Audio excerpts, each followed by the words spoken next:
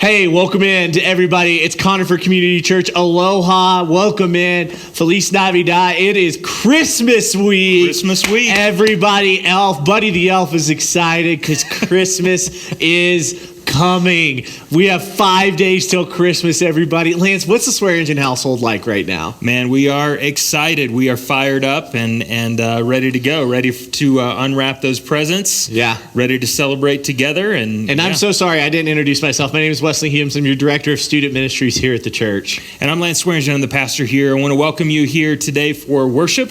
And glad you found your way to this online format. If you want to take a little tour around the site this morning, we want to welcome you in.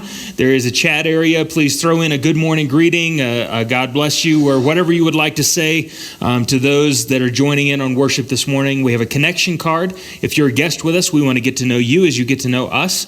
We also have our online giving tab as well, so you can continue your weekly giving and continue that there. Also, a request prayer button, and if you click that at any time during the service, myself, Wes, or one of our elders will be available there to pray with you on a side chat. It won't show up in the public chat area. And so if you're interested or wanting to know how the service is going to go, we're going to be doing communion and Advent. So you want to go ahead and grab your Advent wreath and your communion elements, because you're going to need those a little bit later on. We're going to come together. We're going to worship at the table and around the wreath. We're on our fourth candle today. Big deal. Please don't make sure there's no fire extinguisher, or make sure you have your fire extinguisher or anything, because we're 4 candles in now. 4 candles in, yeah. A couple of things just to remind you of. We still have the Christmas lights going in the yard. Yep. And so from 5 until 10 p.m. each night of the week, and then until 11 o'clock on Fridays and Saturdays. And this week, because our Christmas Eve services are going to be online, you can come during Christmas Eve and watch the Christmas lights, which is a little bit different this year. Yeah, and that's just a cool experience. And 2020 has been a hard year, Lance. We've had you might have had death, you might have had loss, whatever that looks like. I know for the youth ministry, we had our seniors who didn't get celebrated like they normally do. And so what we want to do is we offer here, it's going to be tomorrow night at 6:30. So the 21st at 6:30 at live.conifer.cc, right here. Live.conifercc. Live.org. Yes, that one. We're going to be here. We're going to be worshiping. It's called A Blue Christmas. So we take this space to understand that the holidays are not easy for everyone. There's lost ones there were loved ones who were lost this year. And we just want to create space to mourn and for you to be heard. Yeah. That not every person during the season of Christmas is in a happy and joyous place. Yeah, and hopefully it's a time of encouragement and a help and a blessing to all those who participate and attend in that. Yeah, absolutely. On Christmas Eve, we have our regular schedule of 3 p.m., 4:30 p.m., 6 and 7:30 p.m., and so you can tune in right here for any of those services. Right now, let's go over to our friend's house and light the 4th candle of Advent this year. Hi, we're the Clymer Olsons. I'm Doug, this is Karina, and we have Katie, Harvey, and Ayla. Micah 5:2.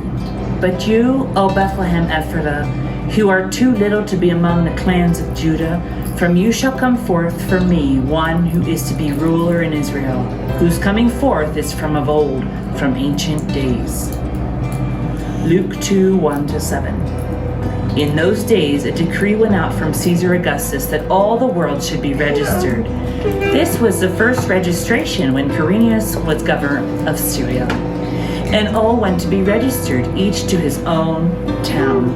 And Joseph also went up from Galilee, from the town of Nazareth to Judea, to the city of David, which is called Bethlehem, because he was of the house and lineage of David, to be registered with Mary, his betrothed, who was with child. And while they were there, the time came for her to give birth. And she gave birth to her firstborn son, and wrapped him in swaddling cloths, and laid him in a manger, because there was no place for them in the inn.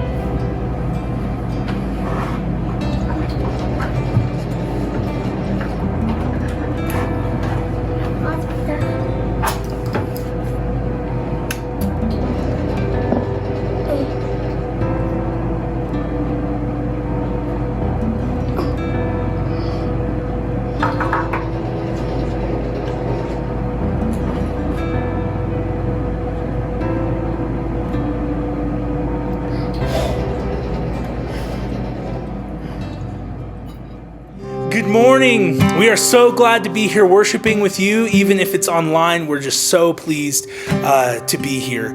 Today, let's raise our voices together. I challenge you, if you don't normally sing at home, I know it feels awkward, but try to sing a little bit today and know that every one of us who are here watching, we are all singing together, lifting our voices to worship the Prince of Peace, the author and perfecter of our faith, Jesus. So sing with us. Oh, little town of Bethlehem, how still we see thee lie. Above thy deep and dreamless sleep, the silent stars go by. Yet in thy dark street shineth the everlasting light.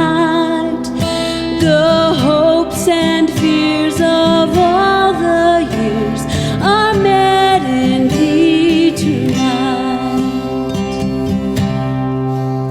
For Christ is born of Mary and gathered all above, while mortals sleep and angels keep their watch of wondering love. Oh, morning stars together proclaim the holy birth, and praises sing to Christ the King, and peace to men on earth. Oh, holy child of Bethlehem, descend to us, we pray. Cast out our sin and enter in. Be born in us today. We hear the Christmas angels the great glad tidings tell. Oh, come to us, abide with us, O Lord Emmanuel. Oh, come to us, abide with us, O Lord Emmanuel.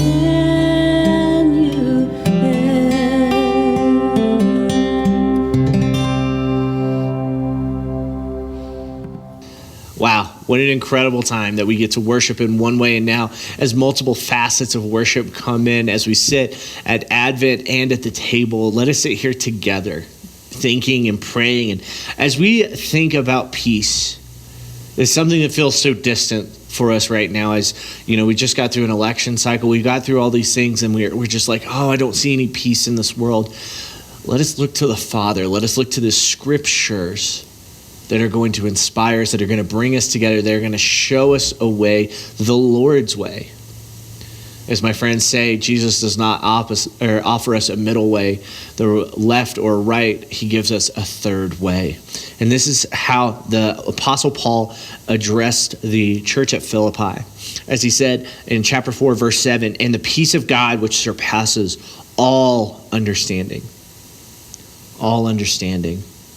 will guard your heart and your mind in Christ Jesus." And as we think about Christ Jesus, our King Jesus, as we are coming together, let the peace of God come over you. As we're sitting in the middle of a storm, that peaceful moment, whenever Jesus walked out on the water, he gave peace to the disciples, and he will give peace to you as you ask for it. And so in this time, let us come on this week of Christmas, as we know our Savior is coming into the world some 2,000 years ago. Let us sit in that moment.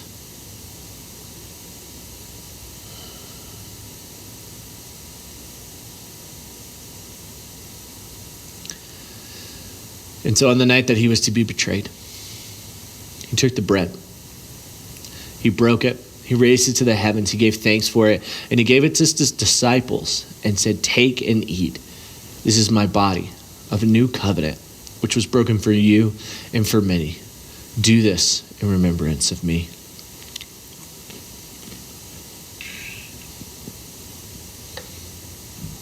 And after the supper was over, he took the cup He gave it to the heavens. He raised it to the heavens. And he said, take and drink. This is my blood of a new covenant, which was shed for you and for many. Do this in remembrance of me. And as one voice, let us cry out together, praying as he has taught us to pray, by saying, Our Father, who art in heaven, hallowed be thy name. Thy kingdom come, thy will be done, on earth as it is in heaven.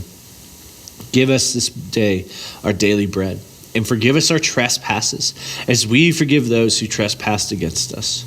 Lead us not into temptation, but deliver us from evil. For thy is the kingdom and the power and the glory forever and ever. Amen. And so as we get to finish celebrating this Christmas week, let us go back into worship as we sing songs of praise as our King Jesus is coming into this world.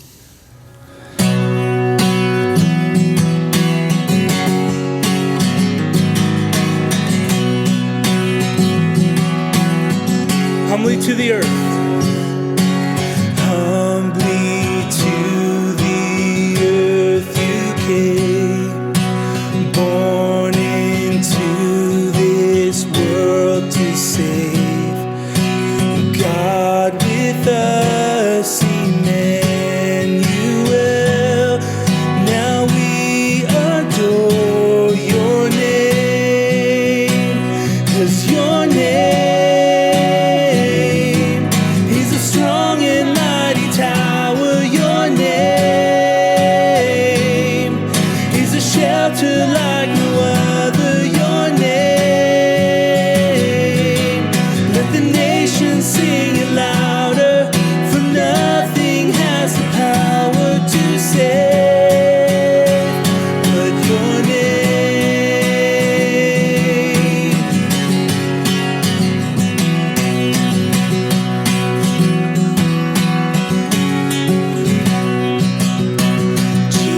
Jesus, in your name we pray.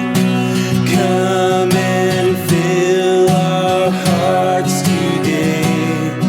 Lord, give us strength to live for you and glorify your name. 'Cause your name is a strong and mighty tower.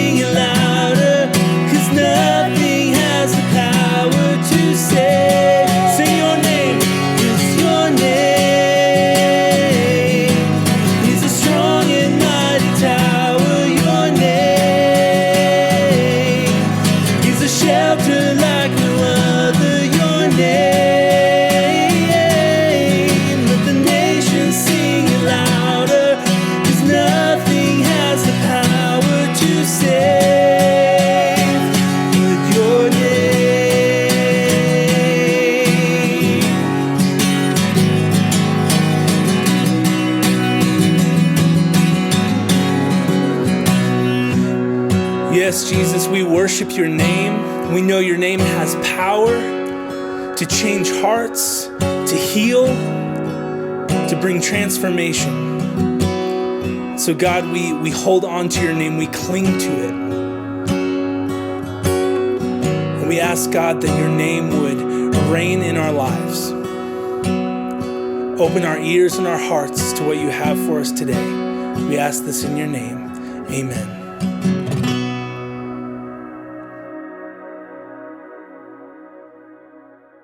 Getting into God's Word today, we're going to be in Luke chapter 1 and continuing on through verses 57 through the end of chapter 1.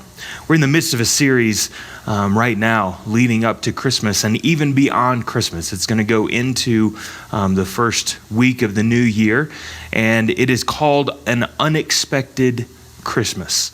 And, you know, I think just the title itself lends itself to what is taking place in our world. If we were to paint the picture of an unexpected world, projecting out into the future, the things that we would project as something that would come up unexpectedly would probably be nothing like what we have seen in the year 2020.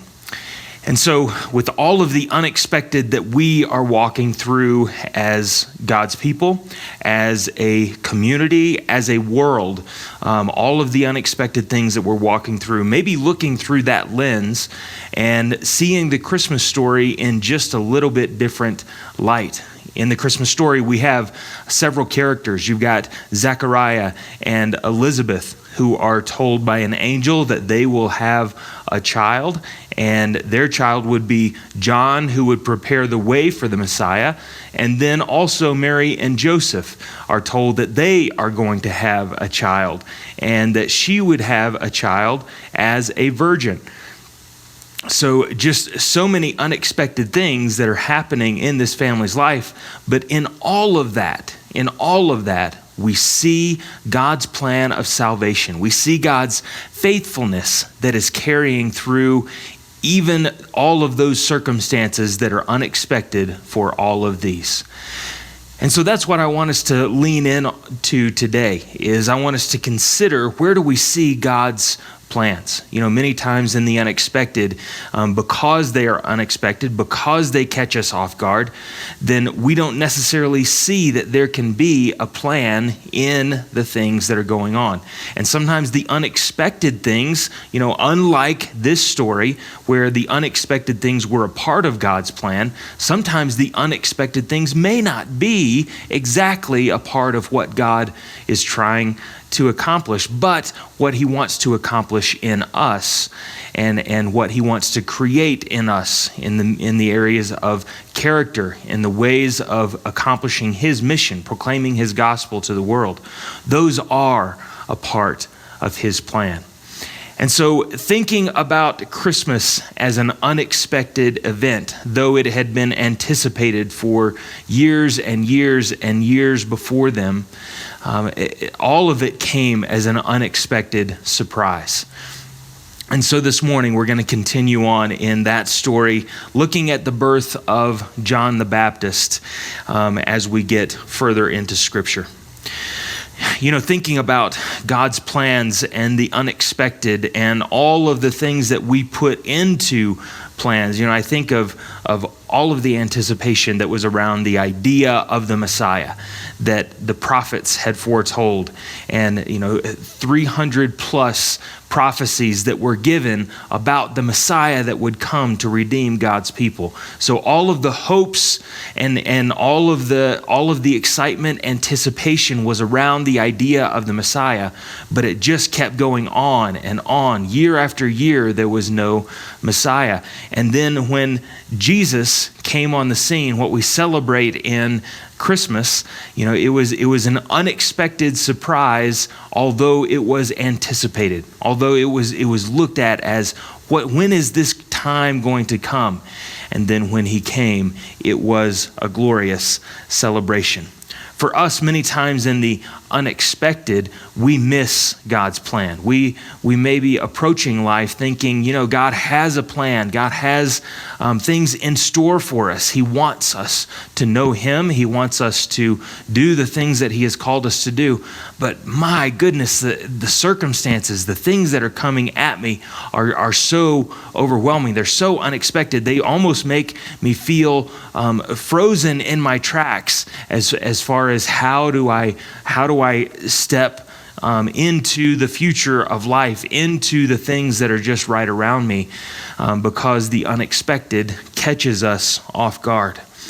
Well, in this story, I think we see that God's plans are coming and emerging in a very clear way.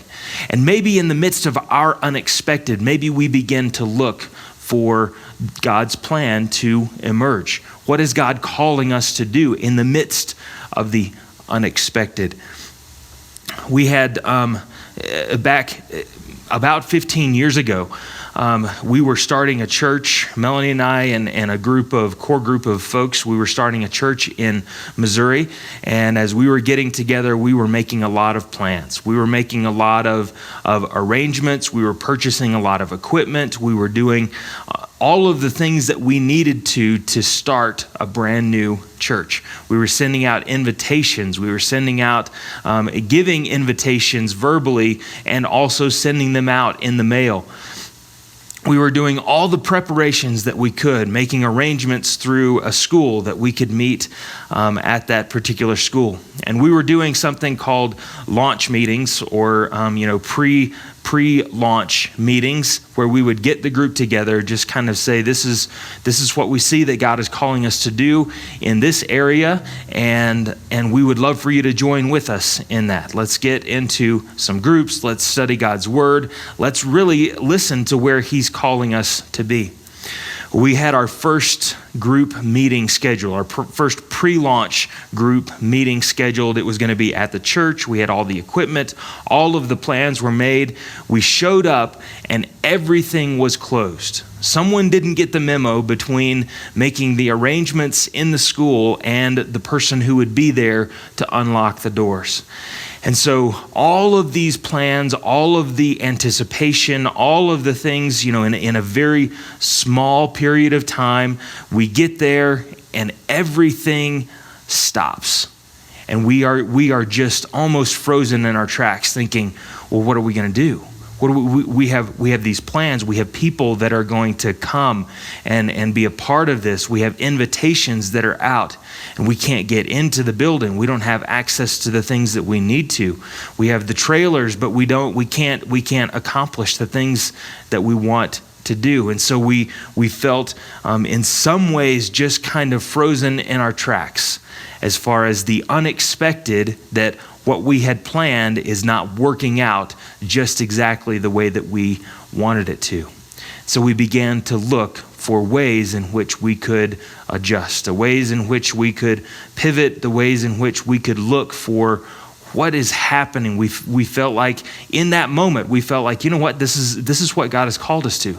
This is why is it not just falling into place? And I think that's something that all of us struggle with, not in just a church plant, not in just plans that we're making for a church building or, a group of people specifically, but when we feel like we're following what God wants us to do, when we feel like we are being faithful to the call that he has given us.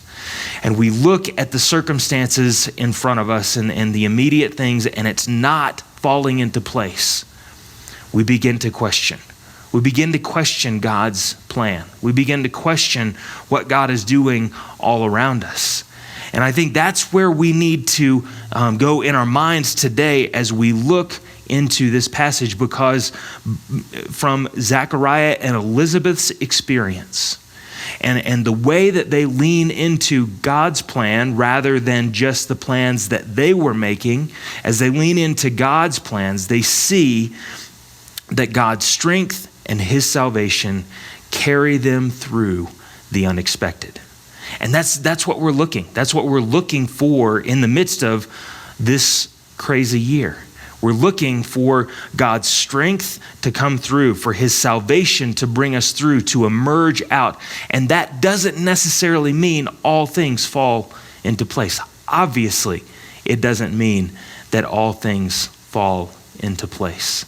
And so what happens in this story? As it develops, we have seen that Zechariah has become mute, that he did not believe what the angel was telling him, that they were going to have a child.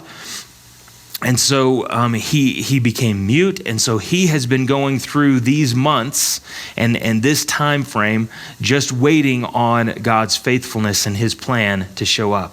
Mary and Elizabeth have received their child, and they are bearing their child. They are carrying the little one within them. And so Mary has been to visit. She expressed her beautiful Magnificat last week as we looked at the beautiful expression of worship that she gave. And here we come to the birth of John the Baptist. And so what happens in their story, and it still has some unexpected twists that the people around them were not anticipating. Here's what it says, beginning in verse 57 of Luke chapter 1. It says, "Now the time came for Elizabeth to give birth, and she bore a son. And her neighbors and relatives heard that the Lord had shown great mercy to her, and they rejoiced with her. And on the 8th day they came to circumcise the child, and they would have called him Zechariah after the father." Now, let me give you just a little bit of a cultural glimpse into what was taking place here to build the picture of what was to come next in the unexpected piece of the story. As in their time, when a woman was going to give birth, she would have been surrounded by her community. She would have been surrounded. These days we like to have the individual room. Only the people that we want in the room are going to be in the room, and it's not a grand party around the time of the birth. It is much more of a personal and private and separated thing. Just you and the doctors are seeing this thing through and seeing this life into the world. For them, it was a community event. It was a time when everybody was coming together. Everyone was surrounding the family with their love and care and concern. They were coming together. They were spending a lot of time together, helping with the baby, helping with mom, helping all of the things that needed to take place in order for them to thrive. And so you see that in the first few verses here, to where the community, the neighbors are all coming around. But in our minds, I'm not sure that we get that grasp of how much the community was coming close to them. And there were expectations that were on this family because a son was born to them. So their name would carry on. And so the child, the firstborn, would be named after the father. That would have been the anticipation that this is a miracle of God, and God is bringing this child into the world, and so carrying on the name of the family. And so here's where the unexpected twist comes in for Zechariah and Elizabeth. It says, on the 8th day they came to circumcise the child. They would have called him Zechariah after his father, but his mother answered, "No, he shall be called John." Now, in just that little bit, I can feel the tensions rise in that room. I can feel the tensions around, wait, this child is supposed to be called Zechariah. Why is he not being called Zechariah? What is, and just kind of maybe the chatter around, wait, what is going on here? Is there some controversy? What is taking place in this? And the mother says, "No, he shall be called John." And they said to her, "None of your relatives is called by this name." And so this is completely unexpected, out of the ordinary occurrence that is taking place. And they made signs to his father, inquiring that what he wanted him to be called. And so if Mary's not going to go with family protocol, then at least Zechariah is going to call for the child to be named John. But we saw Zechariah's faithless response to the angel that made him mute, and now his faithful response to God frees him up to speak. And he asked for a writing tablet and wrote, "His name is John." And so affirming what his wife says, and they all wondered, and immediately his mouth was opened and his tongue loosed, and he spoke, blessing God. And fear came upon their neighbors, or wonder. And all these things were talked about through all the hill country of Judea. And all who heard them laid them up in their hearts, saying, "What then will this child be? For the hand of the Lord is with him." Everybody recognized what was taking place.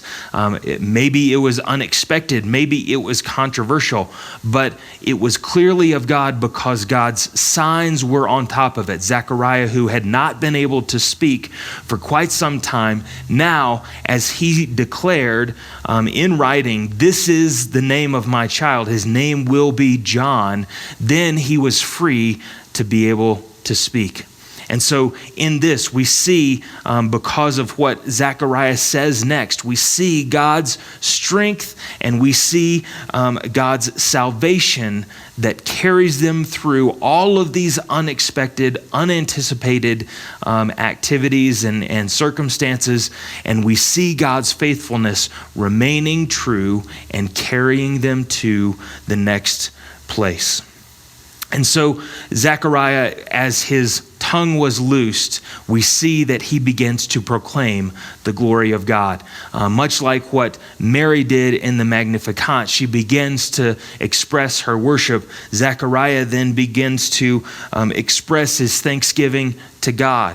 He talks about the great deliverance that is to come, the place of his child, the place of John in this whole picture, and how the Messiah will bring salvation.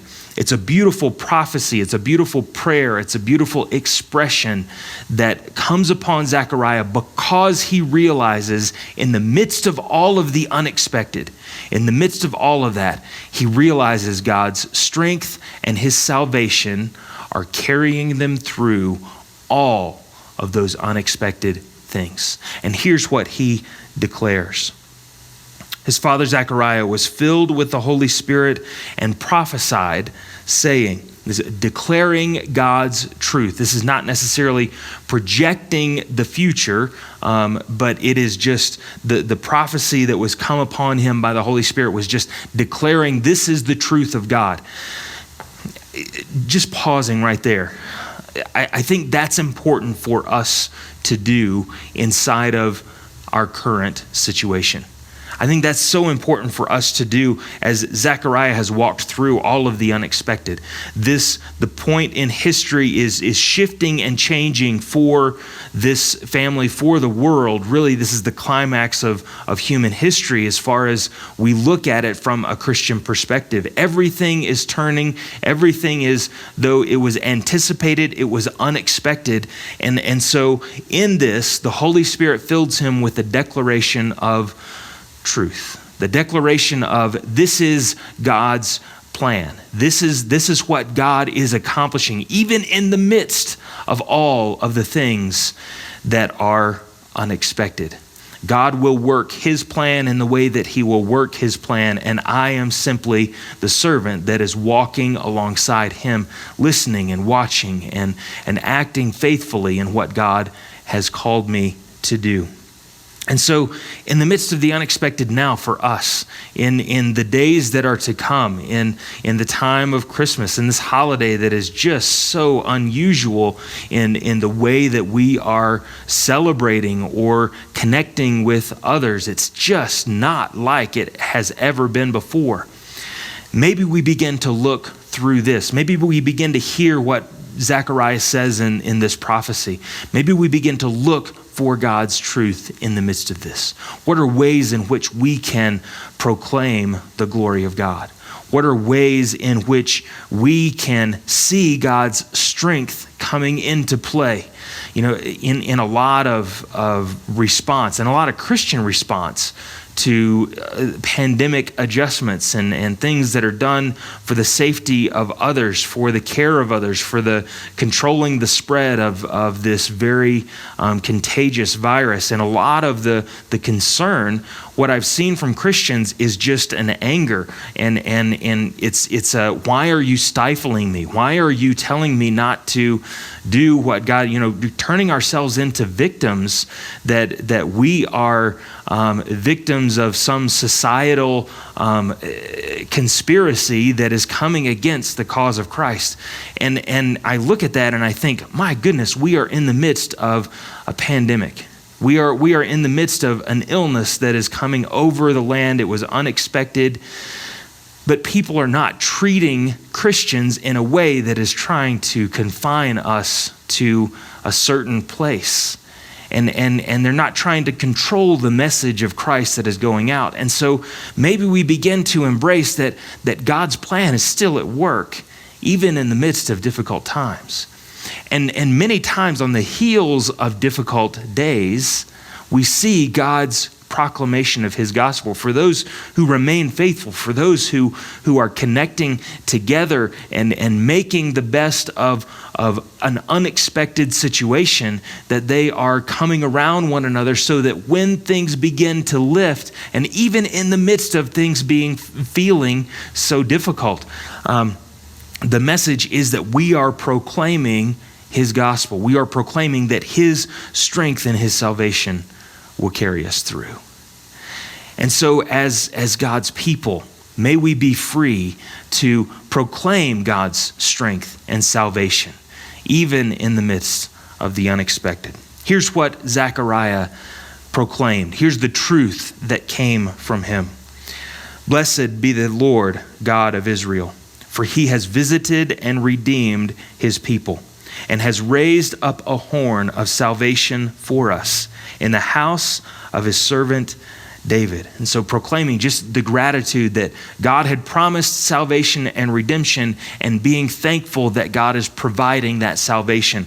The strength that comes in this piece of the passage is it raised up a horn of salvation. The horn is associated with a bull. That is the strength of the bull, that he can use that horn to leverage his strength in battle, in situations that would need that. And so the horn of salvation, God's strength and salvation are recognized here, that his plan is at work. God is faithful through all generations, and at the right time, God brings his redemption. It says, as he spoke by the mouth of his holy prophets from of old, that we should be saved from our enemies and from the hand of all who hate us. And that salvation that is coming in their context, they're looking in almost like a constant state of war and tension, and governmental tensions, political tensions in their life. And so when they talk about salvation from the enemy, they're talking about those war times. For us, many times our spiritual warfare is just within ourselves. We have a lot of the freedoms that are around us. There are battles that are being fought around the world, but the battles inside of us are personal things that we are growing and changing inside of. And so the enemy many times is how we get in the way of listening to what God has for us in his plan. To show mercy, to show the mercy promised to our fathers, and to remember his holy covenant, the oath that he swore to our father Abraham, to grant us that we, being delivered from the hand of our enemies, might serve him without fear, in holiness and righteousness before him all our days. And you, child, will be called the prophet of the Most High, for you will go before the Lord and prepare his ways, to give knowledge of salvation to his people in the forgiveness of their sins, because of their tender mercy of God, whereby the sunrise shall visit us from on high. You see how he's declaring the blessing over John and saying, this is your place. Your place is to prepare the way for the one who is to come, for the Messiah who will be there. All of the unexpected has piled on, and now John is here, and he will be the one that will lead the way for the Messiah. And the Messiah will then, here is a key at the end, the Messiah will make the way of peace. It says, to give light to those who sit in darkness and in the shadow of death, to guide our feet into the way of peace. When I think of how we emerge out of the unexpected, how we walk through the unexpected, looking at it as the way of peace, I think is the perspective that we need. God's strength and his salvation are paving the way for us to walk in the way that God has designed, The shalom of God that would have been the idea here for these Hebrews would have been that God was, even in the midst of turmoil, in the midst of tension, in the midst of battle, in the midst of waiting, anticipating for a Messiah, in the midst of all of that, we're looking for how has God designed things. We're looking for that to be our place of peace, our place of contentment, that we are satisfied wholly in who He is. And so John preparing the way, and the Messiah who is to come, that we would, as His people, we would walk in His way of peace. I think that's the call for us, that in the midst of the unexpected, that we are to walk in the way of peace. We're to discern as we pray through and look through the world around us, and we say, this is where God has designed us. God has called us to connect with one another, to encourage one another, to be able to spread His good news to all of those around us. And that takes some creativity and innovation during this particular unexpected time. But what He wants us to do in that is to walk in His way of peace, to see this is what God has designed, and He wants us to be faithful in simply that. Now, the way this passage finished, the way this chapter finishes, is kind of and so life went on. And so things continued forward. We see God's strength and His salvation coming, moving them through all of the unexpected things. And then it says, and the child, John, and the child grew and became strong in spirit. And he was in the wilderness until the day of his public appearance to Israel. And life kept going on. They're seeing God's plan. They're seeing His strength and salvation. And it's giving them the satisfaction and the peace to carry on and move forward. On that day when everything was frozen for our church plant, when all of the plans had been made and the unexpected occurrence that the doors were locked and we could not do what we had scheduled to do. New people were beginning to come and trickle in. We were beginning to engage in conversation and talk about the things that God had called us to. And then it struck someone in the group, and they said, let's look in the courtyard. Let's look for an outdoor outlet. And so as we looked, we found a beautiful place for us to set up outside several people had lawn chairs in their cars. And so they pulled out the lawn chairs. We plugged in the equipment that we had. We made the best of a situation that looked like it was turning in an unexpected way to work against what God's plan was. But when we began to look creatively, when we began to look with eyes that weren't saying, oh, everything is going wrong, and instead beginning to say, you know what, there is a strength in God's salvation that this is what He's called us to, and we're going to look for the provision that He gives. And so we found that. We set up. And even as that church went on, and it lasted for 5 years, even to the last day of testimony before we merged into another church in the area, even on that last Sunday when we shared stories of how God had been faithful throughout the time and people that God had called to Himself, and the salvation that had come to households, and baptisms that had been celebrated, and spiritual growth that was there. In the midst of all of those stories looking back, that one at the very beginning made the list, because it was a place where the unexpected and God's plan came together.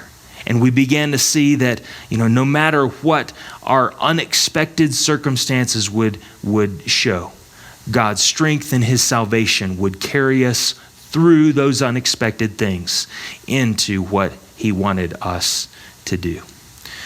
I wonder if you're facing a lot of unexpected things right now, maybe even outside of simply the pandemic that is going on in the world. Maybe unexpected things that are taking place around this holiday season. Maybe unexpected things that had come in throughout the year. and you're really having a difficult time seeing God's plan in the midst of something that is almost insurmountable, that almost has you frozen in your tracks. And this is not the way I planned it. And I encourage you that you would lift your eyes above where your circumstances and the unexpected has got you consumed.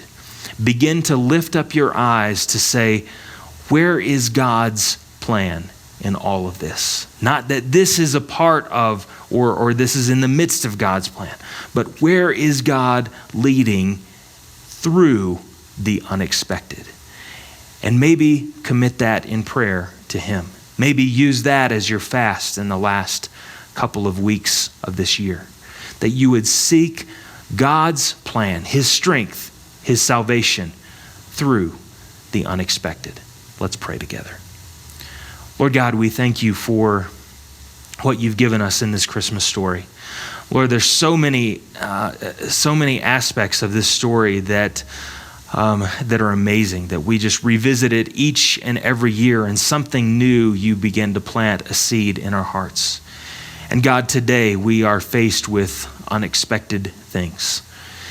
And so God, in the midst of that, I pray that you would give clarity in our hearts to see your strength and your salvation, to see where you and your plan and your faithfulness come through and above all that is taking place in our world.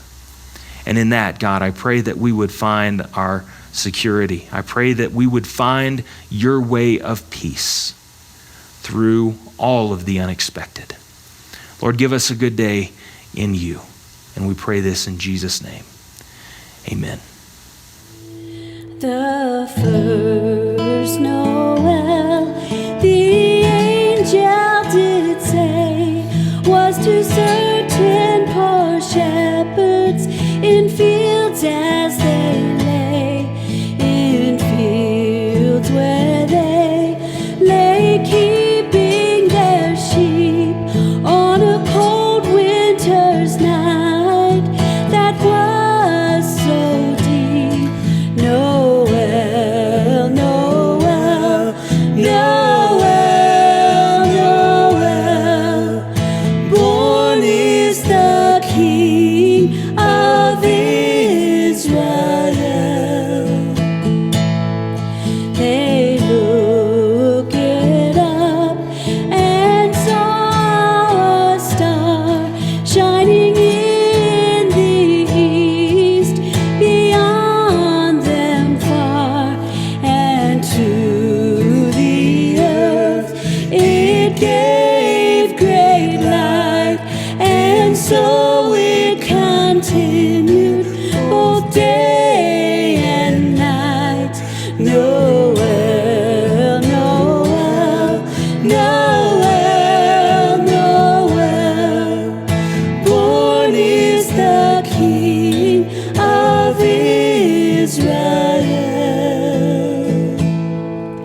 And by the light of that same star, 3 wise men came from country far to seek for a king was their intent, and to follow the star wherever it went.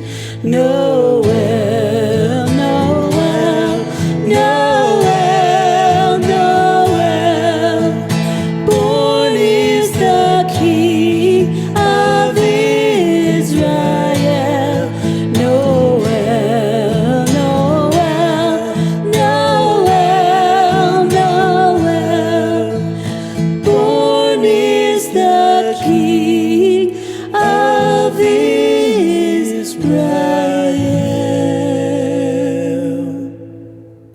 Wow, what an incredible message that we got to see from Luke chapter 1, and just the different layering, as we've talked about it over the last 4 weeks, of what Luke shows us as we talk about peace in this world, as we talk about the different places that are going on, the different things. And we just want to say thank you. Thank you for being here with us on Christmas week. Don't forget, we got Christmas lights. We got Blue Christmas coming up. All those other things. If you want to check out or you missed anything, check out the worship guide right above us or head over to our website. All the information's there. And for our benediction today, may God's grace be with you.